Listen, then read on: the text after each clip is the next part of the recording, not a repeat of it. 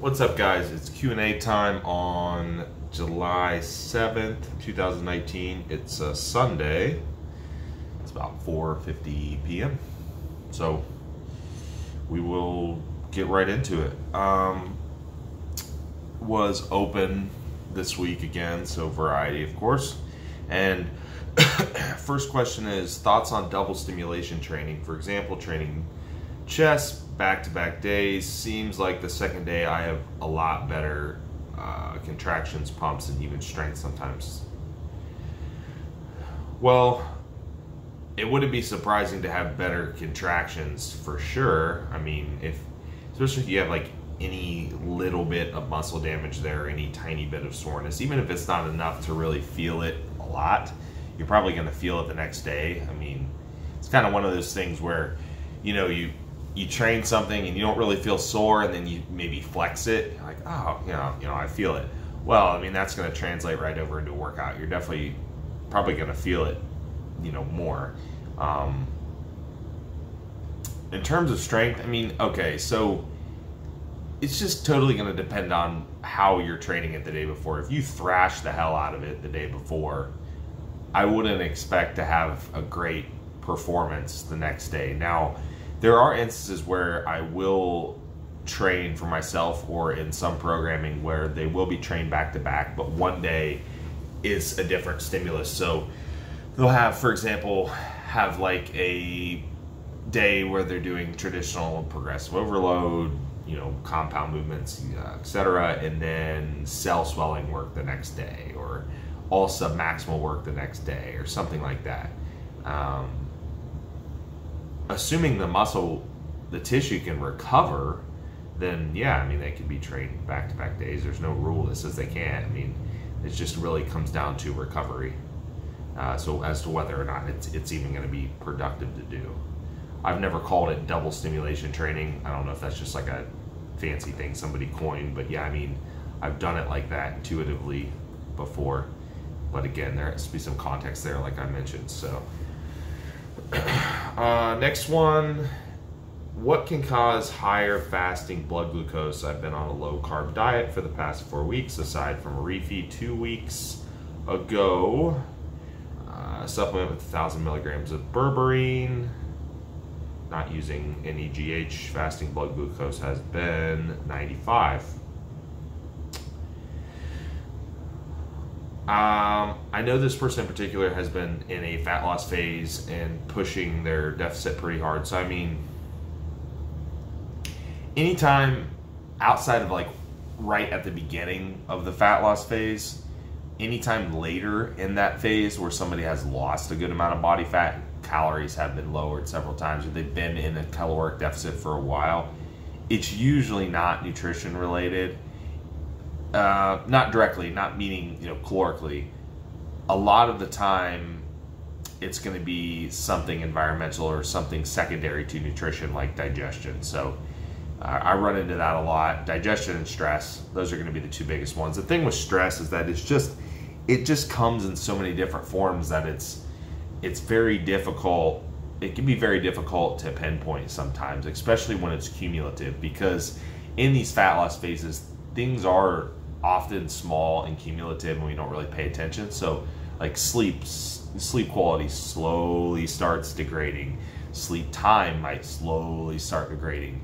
Systemic stress from training might slowly start accumulating. Stimulant use may slowly start accumulating. So I mean, all these things will eventually add up to a high systemic stress load and then can cause that. So mentioned fasting in particular. So you're getting a high waking response, meaning, you know, your AM cortisol is probably elevated, which can happen. We have our cortisol patterns, and our adrenal hormones and stuff will also control somewhat, you know, blood glucose release. So this is us actually releasing blood glucose. It's not us eating food and raising our blood glucose levels. So us releasing this is these patterns, you know, throughout the day are supposed to be set in a way that is beneficial to us. They're higher in the morning, help us get up and get going and get our adrenal hormones to start pumping in the morning, getting us going, and they're lower at night. Now, you could check at different times too and kind of see what you're seeing. If it's like a dawn phenomenon thing where your postprandial is normal and your fasting is higher, that's probably stress related. If it's heavily digestion related, your postprandial is probably not going to be that good either, simply because you're eating and then you're checking your blood glucose later. So if it's just right in the morning, I would probably go out on a limb and say that it's mostly systemic stress. Now, where that's stemming from, I mean, it's so hard for me to say because I don't know any of the context. So one thing you could do too is just, if you're fasting in the morning for, even just try it for a couple hours and just test at different times. Test your blood glucose immediately when you wake up. Test it 30 minutes later, test it 30 minutes later, test it 30 minutes later.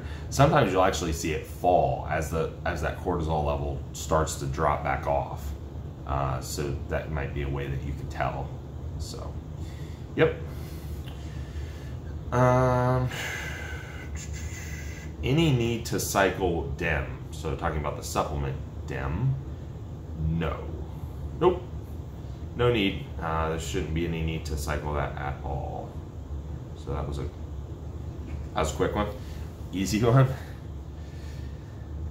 All right, another blood glucose question. Looks like, do you believe in waiting for blood glucose to normalize before eating next carb meal, not allowing them to compound? Like if blood glucose is 107 and the individual isn't ready for carb ingestion or because muscle partitioning isn't favored. Well, if that's happening, then your digestion's probably just compounding in general. That's the thing people run into a lot with. This is multifactorial. I'll cover a couple of just the main things here. Digestion between meals is definitely going to overlap throughout the day. I mean, people have this idea that they can eat every 2 hours and that their body's ready to ingest food, and it's just simply not the case. I mean, there's going to be overlap between meals. There's going to be overlap between food digestion. Even if you feel hungry, that doesn't mean that that food's fully digested and that everything's cleared from the blood and etc. So if it's elevated, you could try a couple things. You could try spacing your meals out more. If it's still elevated, then your postprandial should really, whether you're eating a carb meal or not, should remain, go back to baseline within 2.5, 3 hours, depending on how big the meal is and what have you. But and the composition of the meal, how fast or slow the food is digesting. But here's the thing, like if it is 107 and you're just simply waiting longer just so you can eat more carbs, well, why is it 107 in the first place? Why is it not baselining to normal within a normal time frame? That's the question that I would be asking myself. Unless you're compounding the actual meals, like I said, digestion wise, because you're eating too frequently, then I would ask, why is it not, why is it compounding to begin with? If we're talking about I would want more context though. If we're talking about like a refeed scenario, or we're actually loading carbohydrates, like a large amount for a show or something, yeah, this can happen where we're kind of watching it. We might wait a little bit longer, then put a little more in, and wait longer and put a little more in. But if it's just a general scenario and you're having to wait longer than a typical time frame for your blood glucose to return to baseline postprandial, then there's your sign. I mean, you shouldn't have to do that. And, again, unless the actual meals are compounding. And I've heard ridiculous things like, we use 2 units of insulin before the meal to clear the glucose, or to bring it down to normal so that you can eat. It's like, well, no, I mean, if you use this, if you're not partitioning it and then you use 2 units, I mean, where do you think those 2 units are going to partition to? They're still going to partition to adipose tissue, most likely, if you already aren't partitioning. I mean, if your glycogen's full and your endogenous insulin cannot partition to where it needs to go, adding the extra exogenous right before the meal isn't probably going to partition it into muscle tissue either. That's not to say that exogenous insulin doesn't work. I mean, we know it works, and we know it can actually help rest your beta cells and, you know, all that, and definitely 100%. But no, I mean, again, ask yourself, like, why am I not baselining to begin with? Am I actually just insulin resistant in general? Because of course fasting longer is going to make them go down. Your blood glucose is going to go down eventually. I mean, yeah, of course. So yeah, I would want more context there. Yep. Okay, so looks like actually these next 2 we got on the Mind Body Broadcast Q&A. We already did those. So last one, it looks like, since there's another one here: strategies and supplements to deal with acid reflux. Well, I've touched on this one before.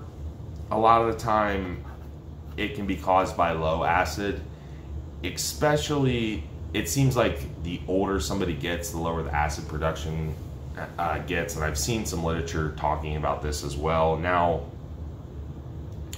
this can also be true depending on meal composition. You know, a lot of times we're eating a really high protein diet. We need an acidic environment to digest all this protein. So oftentimes it's just lack of acid. It's lack of acid that we're having. And then people start putting in these like antacids and things of that nature, and they suppress acid production further, and then they cause a rebound in acid from the body because there's just not enough acid. So, you know, you're really exacerbating an issue that wasn't there to begin with. Oftentimes it is related to low acid, so typically adding like betaine HCl works well in a low dose. Normally supplements are about 600 to 700 milligrams per cap. Dosages can range. I mean, I've seen anywhere from 1 cap per meal up to like 10 in some people to get the desired effect, depending on, again, how low is the acid, how big are the meals, you know, so on and so forth.